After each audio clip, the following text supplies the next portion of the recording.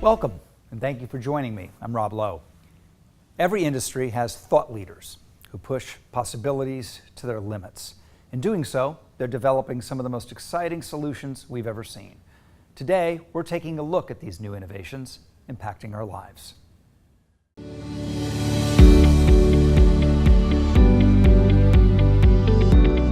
For generations, Americans have relied on a steady supply of fossil fuel.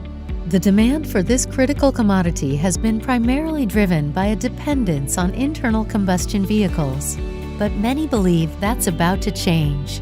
The world is moving very fast toward electrification, particularly in vehicles. So year to date, electric vehicle sales are up over 100% in China, over 50% in the United States. It's really driven by three factors. Number one, environmentally, particularly in urban areas where you have major smog problems in the developing world in China, these cars are far cleaner. Cars are far better performing cars. They're faster, they're smoother, they're quieter, and they're actually less expensive over the life of ownership of a car. Fuel expenses are about half of what an internal combustion car is, and maintenance is less than half.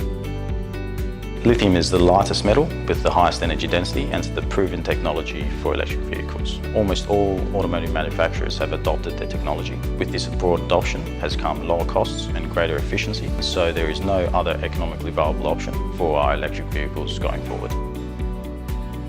So there are many different formulations for lithium-ion batteries. There's more than just one. Tesla uses a different formulation than, say, Toyota does. Some formulations use a lot of cobalt, some use a lot of iron, but lithium is the one indispensable element. And what's critical about it is that from a US perspective, all the batteries in the world right now are produced in China, Japan, and Korea. And it would be fantastic if we could develop a supply chain here in the United States for those batteries. There's a belt in North Carolina that's about 40 kilometers in length, and it's very significant for the United States. It was produced from the 1950s to the late 1990s. Production ceased mainly because of the price of lithium carbonate. We believe there's significant resources left that need to be developed. First of all, I think we'd like to have a great source of lithium production in America so that we're more self-sufficient than we are today. We're pretty excited about what we think is kind of a rebirth of the lithium production in our county.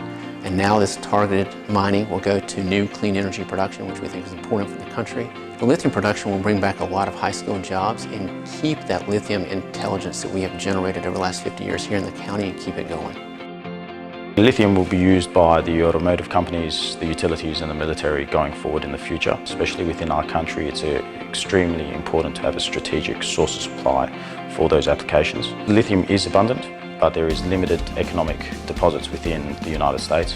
One of those economic sources is right here in North Carolina, in this belt, which used to be one of the largest producing regions of lithium globally. Developing this back into one of the largest lithium chemical regions around the world is strategically important for the US and even for our allies around the world.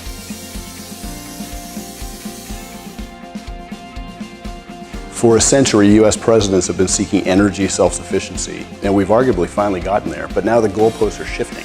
We're moving from an oil and gas economy to an electric economy, and currently we supply less than 2% of the world's lithium ourselves, and the vast majority of our needs come from China. And as the industry grows, having a domestic source of supply will be critically important. Thanks for joining us. We hope you'll join us next time as we continue to explore the latest developments impacting our lives. I'm Rob Lowe.